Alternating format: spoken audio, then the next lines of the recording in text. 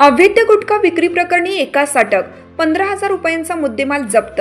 हातकणंगले पोलिसांची कारवाई. हातकणंगले येथील घोडावत विद्यापीठाच्या गेट नंबर 2 जवळ असलेल्या किराणा मालाच्या दुकानात अवैधरित्या गुटखा विक्री होत असल्याची माहिती अन्न औषध प्रशासनाला मिळाली होती. त्या अनुषंगाने हातकणंगले पोलीस व अन्न औषध प्रशासन यांनी रविवारी सायंकाळी केलेल्या कारवाईत 15,000 किमतीचा गुटखा, सुगंधित तंबाखू, पान मसाला जप्त करण्यात आला असून या प्रकरणी दुकान चालक अक्षय राजेंद्र खटावकर वय 30 राहणार आळते तालुका हातकणंगले याच्या विरोधात हातकणंगले पोलीस ठाण्यात गुन्हा दाखल करण्यात आला आहे. हिरकणी न्यूज करिता उपसंपादक जावेद दबडे, आत्तिग्रे. चालू घडामोडींचे अपडेट्स जाणून घेण्यासाठी आपल्या हिरकणी न्यूज चॅनलला सबस्क्राइब जरूर करा.